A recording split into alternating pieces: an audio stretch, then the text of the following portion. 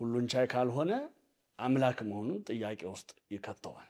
እኛ ስለ እግዚአብሔር የምናውቀው በዋናነት ሕይወት እንዲሆነን ነው። ይሄን አዋቂነት ለመመርመር እኛ የተሰጠን ማወቂያ በራሱ በቂ አይደለም። ኃጢአትን ማሸነፍ የቻለ ሕግ አላየንም። የሙሴ ሕግ እንኳን ብንል ሕጉ ኃጢአትን የበለጠ ገለጣት እንጂ ኃጢአትን አላሸነፍም። ስናየው እግዚአብሔር በልጁ ያደረገው ነገር በዓለም ዘንድ ጠቢባን ነን መርማሪ ነን በሚሉ ዘንድ ሞኝነት ነው የሚመስለው። ርቀቱን ምጥቀቱን እንደ አምላክነቱ ቢያደርገው ማን ሊሰማው ይችል ነበር?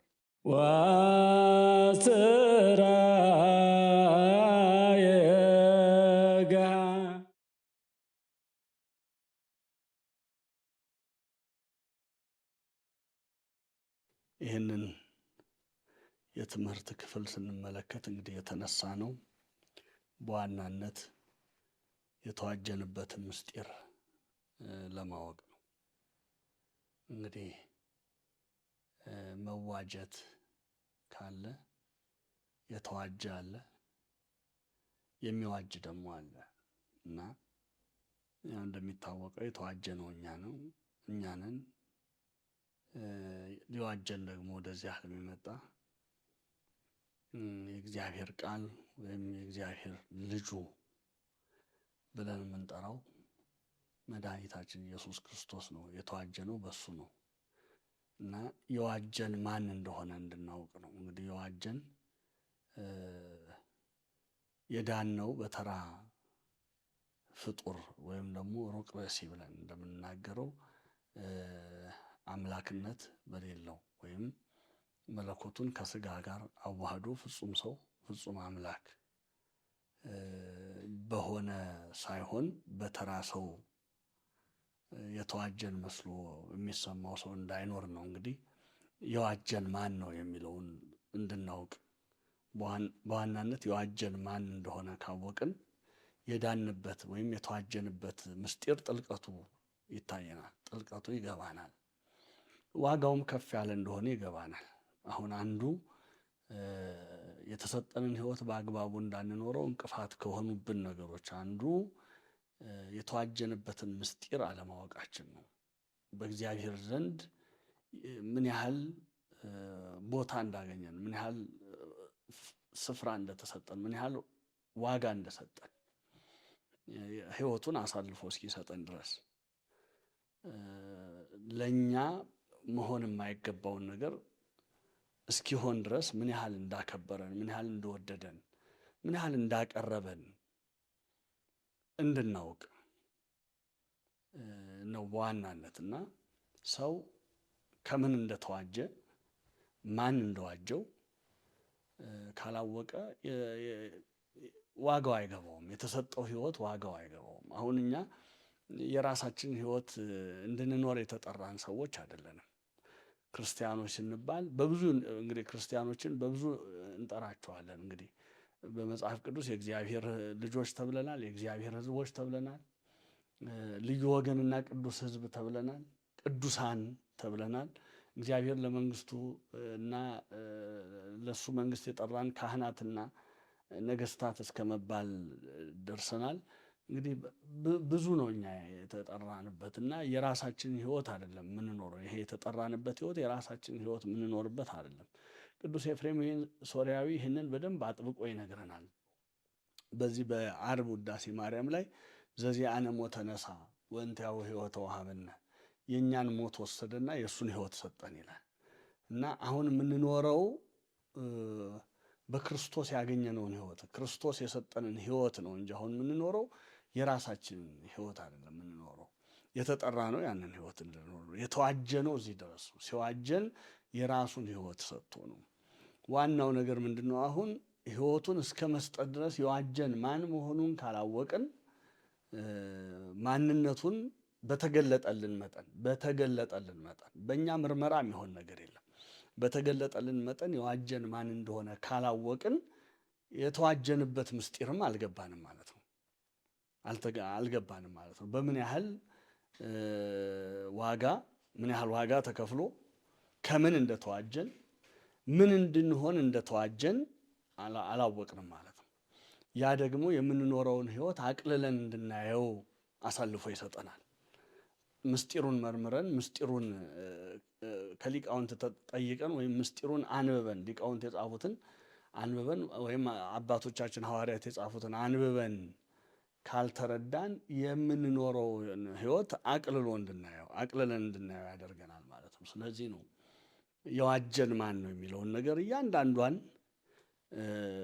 የጌታችንን አሰረ ፍኖቱን እየተከተልን የሄደበትን ጽንሰቱን ለመስማት ናዝሬት፣ መወለዱን ለመስማት ቤተልሔም፣ መጠመቁን ለማየት ዮርዳኖስ፣ ጾሙንና ዲያብሎስን ድል መንሳቱን ለማየት ገዳመ ቆሮንቶስ፣ እንደገና የመጀመሪያውን ተአምራቱን ራሱን የገለጠበትን ለማየት ቃና ዘገሊላ እየሄደን እያንዳንዱን ነገር ተከትለን ለማየት የምንሞክረው ምንድነው የተዋጀንበት ምስጢርና የዋጀን ማን እንደሆነ በጥልቀት እንድናውቅና እንድንረዳ ነው። እንግዲህ ከዚህ በፊት በነበረው ትምህርቱን ተአምራቱን ህይወቱን ለማየት ሞክረናል። ከዚያ ደግሞ ሁሉን ቻይነቱን አይተናል።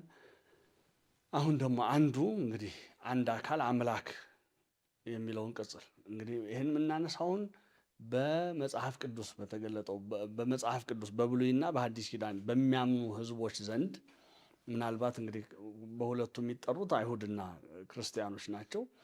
የመጽሐፉ ህዝቦች የሚሉንም አሉ ሌሎች እንግዲህ እና በብሉይ ኪዳንና በሐዲስ ኪዳን እግዚአብሔር እውነተኛው አምላክ ራሱን ሲገልጥ በመጽሐፍቱ እንደምንረዳው አንድ አካል አምላክ ብለን ለመጥራት ምን ነገሮች ሊያሟላ ይገባል? ቢያንስ አምላክ ነው ስንለው ምን ነገሮች እንዳሉት የባህሪው መገለጫ የሆኑ ነገሮች ምን ነገሮች እንዳሉት ነው እየመረመርን የነበረውና አንዱ የተነሳው ምንድነው ሁሉን ቻይነቱ ነው። ሁሉን ቻይ ካልሆነ አምላክ መሆኑን ጥያቄ ውስጥ ይከተዋል። እንግዲህ የቀደሙ ነቢያት ምን ያህል በጣዖት ይቀልዱባቸው ይስቁባቸው እንደነበረ አይተናል። ምክንያቱም ምንም ነገር ማድረግ የማይችሉ እንደሆኑ ስላወቁ ነው እንደዛ ሲያደርጉ የነበሩት እና ልክ ከዛው መካከል አንዱ የሚጠቀሰው ሁሉን አዋቂነት ነው። ሁሉን አዋቂነት እግዚአብሔር ሁሉን አዋቂ ነው፣ እግዚአብሔር ሁሉን ቻይ ነው እንላለን እንጂ ሁሉን ቻይነቱ ሁሉን አዋቂነቱ የሚመረመር አይደለም። በእኛ ስጋዊ ደማዊ አእምሮ ወይም ረዳት መሳሪያዎች ተጠቅመን ስጋዊ ደማዊ አእምሯችን የማይችለው መስሎ የተሰማንን ነገር በረዳት መሳሪያዎች ታግዘን በመመርመር የምንደርስበት አይደለም። ሁሉን ቻይነቱም ሆነ ሁሉን አዋቂነቱ አይመረመርም ብለን ነው የምንዘጋው። አይመረመርም የምንለው እውነታው ያ ስለሆነ ነው እንጂ ይህ ንግግር የስንፍና ንግግርም አይደለም። ማለት ሰዎች ስለ እግዚአብሔር እንዳያውቁ ስለ እግዚአብሔር እንዳይመረምሩ ቢመረምሩ ሕጸጽ የሚያገኙ ሆነው አሁን ቢመረምሩ በሁሉን ቻይነቱ በሁሉን አዋቂ በአጠቃላይ በጌትነቱ በአምላክነቱ ሕጸጽ እንከን ያገኙበታል ብለን ከመፍራት አይደለም አይመረመርም የምንለው። አንዳንዶች ምርመራው ከቀጠለ የተደበቀ ነገር ሊወጣ ይችላል። የተደበቀ እንከን፣ የተደበቀ ጉድለት፣ የተደበቀ ድካም የተሸፈነ እንዳይታወቅ የተሸፈነ ነገር ይገኛል ብለው አንዳንድ ነገሮች እንዳይመረመሩ የሚዘጉ ሊኖሩ ይችላሉ። እኛ ግን በክርስትና ስለ እግዚአብሔር አይመረመርም የምንለው ቢመረመር የሚገኝ እንከን ኖሮ አይደለም፣ ሕጸጽ ይገኛል ብለን አይደለም፣ ጉድለት ይገኛል ብለን አይደለም አይመረመርም የምንለው የሰው አእምሮ ሊደርስበት እንደማይችል ስለምናውቀው እንጂ ሞክረዋል እኮ ሁሉም እኮ በየአቅማቸው ሞክረዋል። ግን መጨረሻቸው የሆነው አቅቶናል ነው። በቃ የመጨረሻው መደምደሚያ የሆነው እንዳቃታቸው መናዘዝ ነው የሆነው እና እግዚአብሔር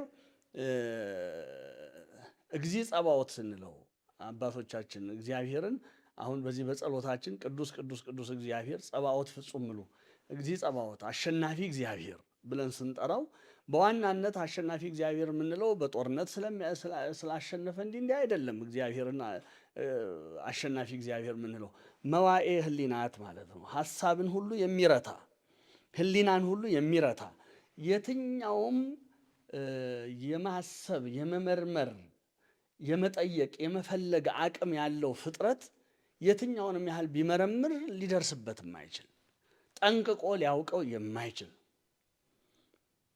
ስለሆነ ነው አሸናፊ። በቃ ህሊና ለማሰብ ይሞክርና መጨረሻ ላይ ይረታል ነው። ስለዚህ እግዚአብሔር ሁሉን አዋቂ ነው፣ ሁሉን ቻይ ነው እንዲህ ስንል ያንን ማወቃችን ብቻውን ለኛ በነገራችን ላይ ስለ እግዚአብሔር የምናውቀው ህይወት እንዲሆነን ነው። ስለ እግዚአብሔር የምናውቀው ህይወት እንዲሆነን ነው። አሁን አንድ ሰው አንድ ሪሰርች ያደርጋል። ያንን ሪሰርች የሚሰራው የግድ በሪሰርቹ የሚያውቀውን ነገር ሊኖረውም ላይኖረውም ይችላል። ያንን በሪሰርቹ የሚያውቀውን ነገር እኛ ስለ እግዚአብሔር የምናውቀው በዋናነት ህይወት እንዲሆነን ነው። ህይወት እንዲሆነን ነው። ይህን ደግሞ ዮሐንስ ወንጌላዊ በምዕራፍ 21 ላይ ወንጌሉን ጽፎ በዘጋበት ምዕራፍ ላይ ምን ብሏል? ይሄ ተጻፈላችሁ ጌታ ኢየሱስ ያደረገው ነገር ሁሉ ልጻፍ ቢባል ራሱ ሰማይና ምድር ባልበቃውም ይመስለኛል ይላል። የሚበቃው አይመስለኝም። ራሱ ሁሉ እያንዳንዱ ያደረገው 3 ዓመት ከ3 ወር እኛ አብረነው ስንመላለስ ያደረገው ነገር ሁሉ ቢጻፍ ሰማይና ምድር ራሱ የሚበቃው አይመስለኝም። ይሄ ሊበቃው የሚችል አይደለም ይልና ነገር ግን አውቃችሁ እሱ የእግዚአብሔር ልጅ እንደሆነ አውቃችሁ እሱ ህይወት እንደሆነ አውቃችሁ ህይወት የሆነላችሁ ዘንድ ይህ ነገር ተጽፏል ነው የሚለው።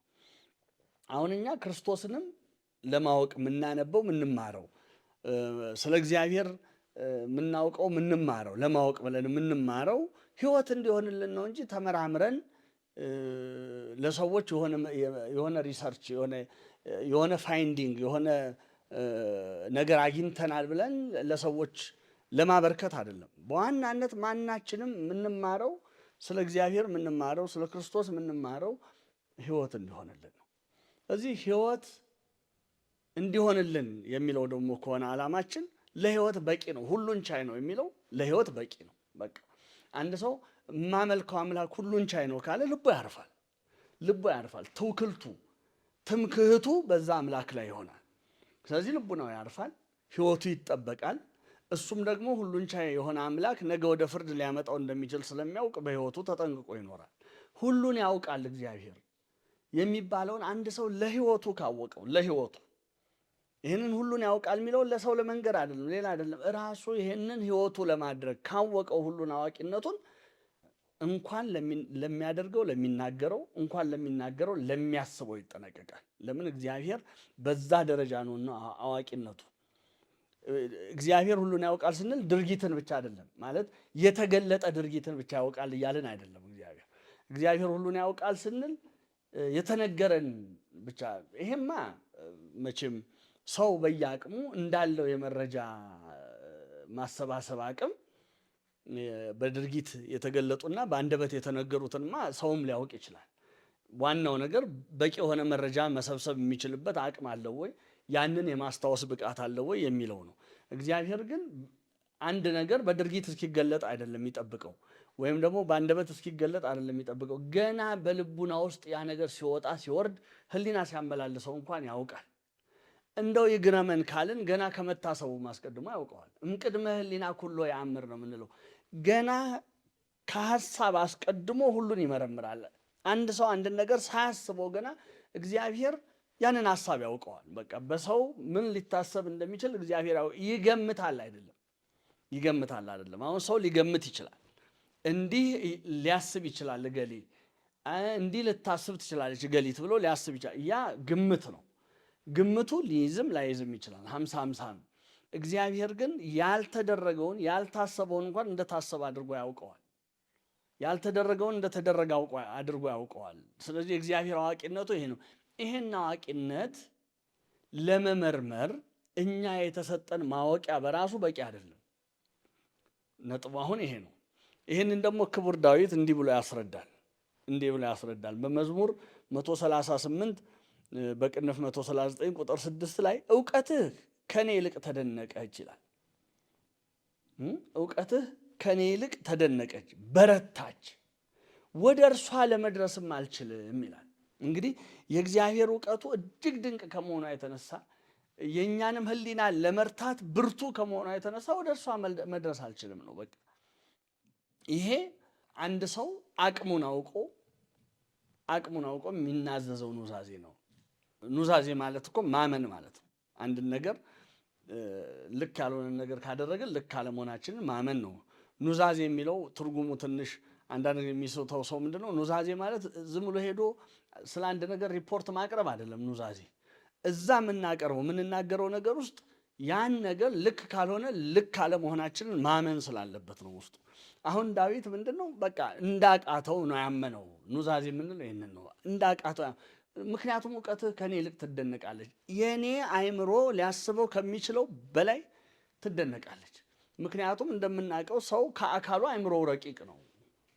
ከአካላዊ ኃይሉ የአእምሮ ኃይሉ ይበልጣል የሰው። ይህን መቼም የሚሟገት የሚጠራጠር አይኖርም። ሰው ይህንን ዓለም ገዝቶ አስገብሮ የሚኖረው በአካላዊ ኃይሉ አይደለም። በአካላዊ ኃይልና ጉልበቱማ ቢሆን ከእርሱ የበረቱ ብዙዎች አሉ። እንኳን እንደው ትልልቁን አራዊት አንጠራም፣ እንደነ ዝሆን እንደነ አንበሳ ያሉትን አንጠራም። እንደው አጠገባችን እንኳን ቤታችን እንኳን አላምደናቸው የምንኖር ከኛ በጉልበት የሚበረቱ ብዙዎች አሉ። ዓለምን አስገብረን ዓለምን ገዝተን በዓለም ላይ ነግሰን ኃያላን የሚባሉት ፍጡራን ሁሉ ፈርተውን ደንግጠው ሸሽተውን የሚኖሩት የአእምሮ ኃይላችን ነው ያንን ጉልበት የሰጠን። ስለዚህ ከአካላዊ ኃይሉ የአእምሮ ኃይሉ ይበልጣል። ይህ የአእምሮ ኃይሉ የማሰብ ኃይሉ ወይም ህሊናው እንኳን እግዚአብሔርን ለመመርመር የእግዚአብሔር እውቀት ድንቅ ትሆንበታለች፣ ትበረታበታለች። እግዚአብሔርን ለማወቅም ሆነ እግዚአብሔር በምን ያህል ደረጃ እንደሚያውቅ ለማወቅ፣ እሱን ለማወቅ ብቻ አይደለም። እግዚአብሔር ያውቃል ስንል በምን ያህል ደረጃ ነው የሚያውቀው፣ የእግዚአብሔር እውቀቱ ምን ያህል ነው ብለን ለመለካት። በእኛ ለምሳሌ የሰው የማወቅ አቅም ይለካል አይደለም? አይኪው የሚባል ነገር አለ እና ያንን ለመለካት ይቻላል። የተለያዩ ጥያቄዎች ተዘጋጅተው ምን ብለው ያንን ጥያቄ ምን ያህል ይመልሰዋል። እነዛን ጥያቄዎች ከመለሰ፣ ፐዝሎቹን ከፈታ፣ እንቆቅልሾቹን የሚቀርቡለትን ነገሮች ከፈታ የዚህ ሰው አይኪው ይሄን ያህል ነው፣ ከፍ ያለ ነው፣ ዝቅ ያለ ነው፣ መካከለኛ ነው፣ እንዲህ ተብሎ ይለካል የሰው እውቀት። የእግዚአብሔር እውቀት ግን እንደዛ መለካት አንችልም። ምናውቀው አንድ ነገር ብቻ ምንድነው ሊገልጥልን የሚችለው ሁሉን ያውቃል። በቃ የሚሰወረው ነገር የለም። ይህ እውቀት ደግሞ ሰው አንድ ነገር ዛሬ ያውቃል። ዛሬ ያወቀው ነገር ላይ ሌላ እውቀት ሲደርብ ወይ ያወቀውን እውቀት ይሽራል፣ ወይም ደግሞ ያወቀውን በፊት አውቀዋለሁ ያለውን እየዘነጋም ሊሄድ ይችላል። የእግዚአብሔር እውቀት መዘንጋትም የለበትም። የእግዚአብሔርን እውቀት መዘንጋት መርሳት የሚባለው ነገር የሚደፍረው አይደለም። ስለዚህ የእግዚአብሔር እውቀት በዚህ ደረጃ ጥልቅ፣ በዚህ ደረጃ የማይመረመር ነው ምንለው ለዚህ ነው። እንደሚያውቅ እናውቃለን። ምን ያህል ያውቃል ብለን ብንጠየቅ ግን ይሄን ያህል ልንል አንችልም። እና ቅዱስ ጳውሎስ እንግዲህ እነ ቅዱስ ጳውሎስ ለስብከት በወጡበት ወራት ዓለም የተለያየ መልክ ልክ አሁንም እንዳላት የተለያየ መልክ ነበራት። ለምሳሌ በአይሁድ ማህበረሰብ መካከል ይሄ ምልክት መሻት፣ ተአምራት መሻት በጣም ይንጸባረቅ የነበረበት ነው። ወደ ሮም ሄድ ብንል ደግሞ ሕግ ላይ በጣም ትኩረት የሚያደርጉበት ነበር። ወደ ግሪክ ወረድ ስንል ደግሞ እውቀት ላይ፣ ፍልስፍና ላይ፣ የንግግር ጥበብ ላይ በጣም ትኩረት ያደርጉ የነበረበት ጊዜ ነው እና ቅዱስ ጳውሎስ ሁለቱንም እያነጻጸረ በዚህ በአንደኛ ቆሮንቶስ መልእክቱ ምዕራፍ 1 ላይ ይናገራል። ሁሉንም የግሪክ ሰዎች ጥበብን ይሻሉ፣ አይሁድ ደግሞ ምልክትን ይሻሉ፣ እኛ ግን የተሰቀለውን ክርስቶስን እንሰብካለን። ለጥበበኞች ጥበብ ለማውራት አንጨነቅም፣ ምልክት ለሚሹም ደግሞ ምልክት ለማሳየት አንደክምም። ከተቀበሉን ከሰሙን የእግዚአብሔር ልጅ የኢየሱስ ክርስቶስን ነገረ ስቅለቱን፣ ነገረ ሞቱን፣ ነገረ ትንሣኤውን እንነግራቸዋለን። የተላክነው ይህን ብቻ ነው። ጥበብ ለማውራት አልተላክንም፣ ወይም በጥበብ መድረክ ለመከራከር አልተላክንም፣ ተአምር በማሳየት ለማስደመምም አልተላክንም። የተላክነው የተሰቀለውን ክርስቶስን ለመስበክ ነው ብሎ ይናገርና እዛ ላይ በደንብ ይሄ ጥበብንና ምልክትን እያነሳ ቅዱስ ጳውሎስ ይተርክልናል። እና ምንድነው የሚለው? ለተረዳ ሰውስ፣ ለሚገባው ሰውስ ኃይልም ሆነ የእግዚአብሔር ኃይልም ሆነ የእግዚአብሔር ጥበብ ክርስቶስ ነው ይላል። የእግዚአብሔር ኃይልም ሆነ የእግዚአብሔር ጥበብ ክርስቶስ ነው። የክፉን ጥበብ ያፈረሰ ጥበብ ክርስቶስ ነው። የዲያብሎስን ጥበብ ያፈረሰበት ጥበብ ክርስቶስ ነው። የአዳምን ክብር የመለሰ ጥበብ ክርስቶስ ነው። እንደገና የሞትን ኃይል፣ የኃጢአትን ኃይል፣ የዲያብሎስን ኃይል የሻረ የእግዚአብሔር ኃይል ክርስቶስ ነው። እንግዲህ እነዚህ ነገሮች በሰው ላይ እነዚህን መሻር የቻለ ጉልበት፣ መሻር የቻለ ፍልስፍና፣ መሻር የቻለ ሕግ በዓለም ላይ ታይቶ አይታወቅም። ኃጢአትን ማሸነፍ የቻለ ሕግ አላየንም። እንደውም ሕጉ የሙሴ ሕግ እንኳን ብንል ሕጉ ኃጢአትን የበለጠ ገለጣት እንጂ ኃጢአትን አላሸነፍም። እንደገና ሮማውያን በየጊዜው የሚያወጡት ሕግ ከቅጣት ጋር ጭምር የሚያወጡት ሕግ ወንጀልን በተወሰነ መጠን ቀንሶታል እንጂ ኃጢአትን ሊያስቆመው አልቻለም። የግሪክ ጥበብና ፍልስፍናም የትምህርታቸው ጥልቀትና ምጥቀት ኃጢአትን ማሸነፍ፣ ሞትን ማሸነፍ፣ የዲያብሎስን ቁራኝነት ማሸነፍ አልቻለም። ይሄንን ማሸነፍ የቻለ ኃይል፣ ይሄን ማሸነፍ የቻለ ጥበብ አትድከሙ ሌላ አይደለም ክርስቶስ ነው ይልና ቅዱስ ጳውሎስ ከዓለም ጥበብና ከዓለም ኃይል ጋር እንዲህ አድርጎ ያነጻጽረዋል። ምን ይላል? ቁጥር 25 ላይ ስናነብ ከሰው ይልቅ የእግዚአብሔር ሞኝነት ይጠበባል። ግሪካውያን በፍልስፍናችን መጥቀናል፣ ተጠበናል ከሚሉት የበለጠ የእግዚአብሔር ሞኝነት እኮ ከሰው ጥበብ ይልቅ ይደነቃል። እንግዲህ የትኛውም በምድር ላይ ያለ ፍልስፍና፣ በምድር ላይ ያለ እውቀት በእግዚአብሔር ዘንድ እኛ ሞኝነት ነው፣ እግዚአብሔር እንዲህ ያደርጋል ብለን እንደ ሞኝነት የምንተቻት ነገር እንኳን የሰውን እውቀት ወይም የሰውን ጥበብ ታስከነደዋለች፣ ትበልጠዋለች። ለምን ስናየው እግዚአብሔር ዓለምን ያዳነበትን መንገድ ስናየው በሰዎች አሁን ይበልጥ አዋቂዎች ነን መርማሪዎች ነን በሚሉ ዘንድ እንደ ሞኝነት ነው። ምን ማለት ነው? መጥቶ መወለድ ማለት ደካማ የመጨረሻ ደካማ ከሆነ ፍጥረት ለመወለድ ያንን ፍጥረት ለመሆን መወሰን ምን አይነት ሞኝነት ነው? እንደገና ከዛም አልፎ ተርፎ ለመስቀል ሞት ራስን አሳልፎ መስጠት፣ በመቃብር ማደር ምን አይነት ሞኝነት ነው? ስናየው እግዚአብሔር በልጁ ያደረገው ነገር በዓለም ዘንድ ጠቢባን ነን መርማሪ ነን በሚሉ ዘንድ ሞኝነት ነው የሚመስለው። ደካማነት ነው የሚመስለው። ለምን?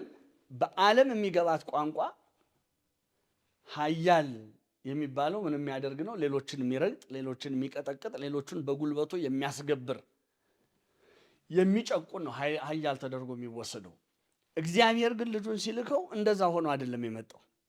ይልቁንም እስኪያስሩት ድረስ በገመድ እስኪጎትቱት ድረስ እንደገና በመስቀል ላይ ወስደው እስኪቸነክሩት ድረስ ዝም ያለ ይሄ ኢሳይያስ እንዳለው በሸላሾቹ ፊት ዝም እንደሚል በግ አፉን ያልከፈተ ራሱን ፍጹም ደካማ አድርጎ ነው ያቀረበላቸው እንጂ ማንም የሱን ክንድ መጨበጥ የሚችል አልነበረም። እንኳንም ሊጨብጥ የሚቀርበው እኮ የለም። ግን ራሱን በዛ መልኩ ይህ አሁን ለዓለም ደካማነት ነው፣ ለዓለም ሞኝነት ነው። ክርስቶስ የሄደበት መንገድ የሰውን ልጅ ለማዳን የሄደበት የጥበብ መንገድ ለዓለም ሞኝነት ነው። ክርስቶስ ዓለምን ለማዳን የሰው ልጅ ለማዳን የሄደበት ደካማ የምትመስል መንገድ ያቺ ግን ኃይል ነበረች። ስለዚህ ምንድን ያለው? ከሰው ይልቅ የእግዚአብሔር ጥበብ ይደነቃል። ከሰው ይልቅ ከሰው እውቀት ከሰው ጥበብ ይልቅ የእግዚአብሔር ሞኝነት ይደነቃል።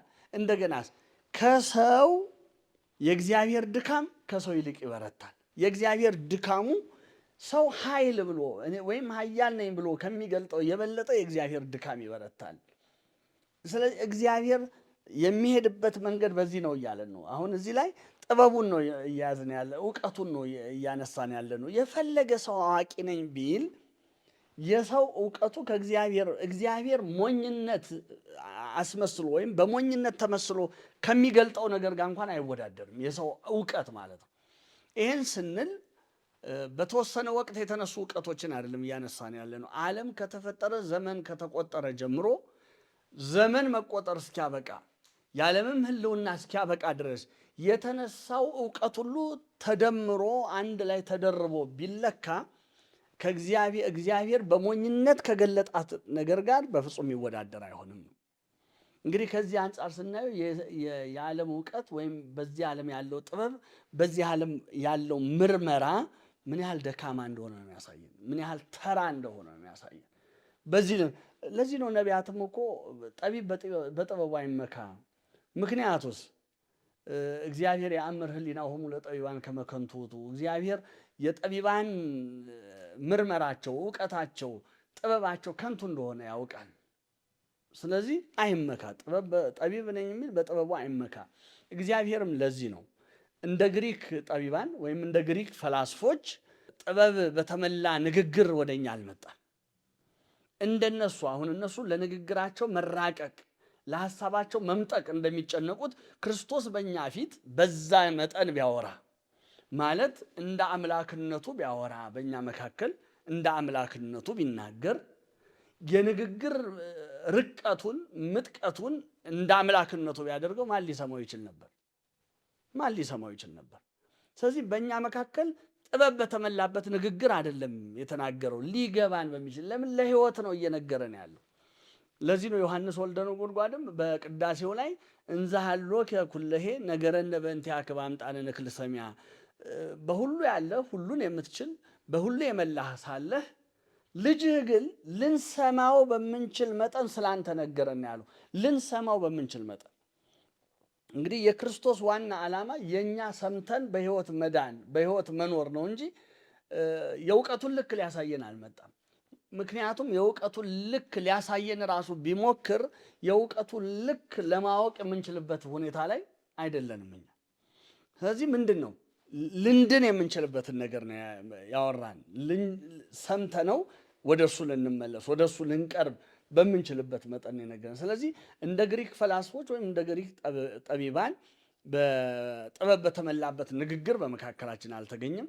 ወይም እንደ ሮማውያን በሮማውያን ሸንጎና በሮማውያን ፍርድ ቤት ስለ ሕግ ሁልጊዜ ሙግትና ክርክር እንደሚያቀርቡ ጠበቆችም በክርክር መካከላችን አልተገለጠም። በክርክር መካከላችን ቢገለጥ ማን በፊቱ ቆሞ ይከራከረዋል? ይሄ መቼም መጽሐፈ ኢዮብንና መጽሐፈ ዕዝራ ሱቱኤልን ያነበበ ይሄን በግልጽ ይረዳዋል። ኢዮብም ዕዝራ ሱቱኤልም እንዴት ይሄ ይሆናል? እንደው ቅን ፍርድ የሚፈርደው አምላክ ፍርዱ ይሄ ነው ብለው ሲጠይቁ የፍርዱን ነገር ተመረምር እንደሆነ ቅረብና ተሟገት ነው የተባሉት። ቅረብና ተሟገት ግን ከልዑሉ ጋር ቀርባችሁ ከመሟገት ሁለቱም የተሰጣቸው ነገር ምንድን ነው? ከእሱ ጋር ቆማችሁ ለመሟገት ከመሞከራችሁ በፊት የሰማይን ከዋክብት ቁጠሩ። ያን ከማድረጋችሁ በፊት በምድር ላይ ያለውን አሸዋ ስፈሩ። በምድር ላይ ያለው የውሃ እሱ በፍኙ የሚይዛትን ውሃ በፍኙ የሚይዘውን ውሃ እናንተ መጠኑ ምን ያህል እንደሆነ ንገሩን። መልአኩ እንዲህ ነው እንግዲህ የነገረው ለዕዝራ ሱቱኤል። ያንን ከመረመርክ በኋላ ስታውቅ እዛ ላይ ስትደርስ ከዛ በኋላ የልዑሉን ፍርድ ለመመርመር ከእሱ ጋር ለመሟገት ትቆማለህ። ስለዚህ መድኃኒታችን ሲመጣ በክርክርም አልመጣም እኛ መካከል። ምክንያቱም ልከራከር ቢል ማንም በፊቱ ቆሞ ሊከራከረው የሚችል የለም። በዛም አልመጣም። ወይም ደግሞ እንደ ሮማውያን በጉልበት በጦርም አልመጣም። እንደዚህ ኃያላንን እንደሚሉት በጦርም አልመጣ። ለዚህ ነው ብቸኛው እኛን ማቅረቢያ መንገድ ፍቅር እንደሆነ ስላወቀ ወይም ስለሚያውቅ በፍቅርን የቀረበን በፍቅርን የቀረበን እና እኛም አሁን ወደ እግዚአብሔር ለመቅረብ በምናደርገው ጉዞ ትልቁ ከእግዚአብሔር ጋር የሚያዋህደን ከእግዚአብሔር ጋር ለዘላለም የሚያኖረን ፍቅር ነው እንጂ ምርመራ አይደለም። ይሄ እውቀት ወይም የህሊና ምጥቀት አይደለም። ብዙዎች አዋቂዎች እኮ በውጭ ይጣላሉ። ብዙዎች አዋቂዎች እውቀታቸው አላድናቸው ብሎ በውጭ ይጣላሉ። ምንም የማያውቁ በእኛ በዓለማውያን መስፈርት በዓለማውያን ልኬት ምንም አያውቁም፣ የተማሩ አይደሉም ብለን እንደ ማይም እንደ ደንቆሮን ምንቆጥራቸው ሰዎች ደግሞ በእግዚአብሔር መንግስት ከፀሐይ ይልቅ ደምቀው ይታያሉ። ምክንያቱም ወደዛች መንግስት የሚያስገባው እውቀት ሳይሆን ህይወት ስለሆነ እና ይሄንን ነው ማሰብ ያለብን። አሁን እግዚአብሔር ኢየሱስ ክርስቶስ ወይም እግዚአብሔር ሁሉን አዋቂ ነው ስንል ሁሉን አዋቂነቱን እኛ መመርመር አይቻለንም።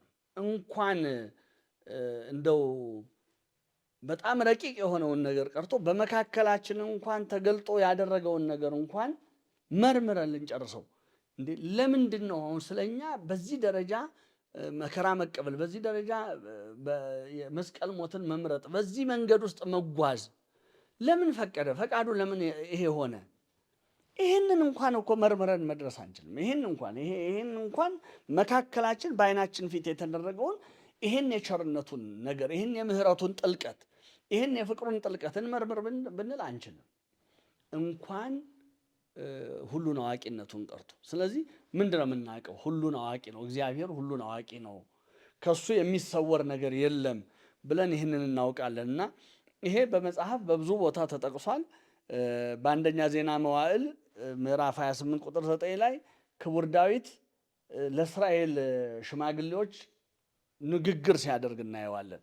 ቤተ መቅደሱን ማን እንደሚሰራ ከዚህ ቀጥሎ እስራኤል በምን አይነት መንገድ መጓዝ እንዳለባት ዳዊት የመጨረሻ የሚመስል ይሄ የስንብት የሚመስል ንግግር ሲናገር እናየዋለን እና እዛ ላይ ለእስራኤል ሽማግሌዎች መናገር ያለበትን ከተናገረ በኋላ ወደ ልጁ ወደ ሰሎሞን ደግሞ ዞር ይልና እንዲህ ይለዋል። አንተም ልጄ ሰሎሞን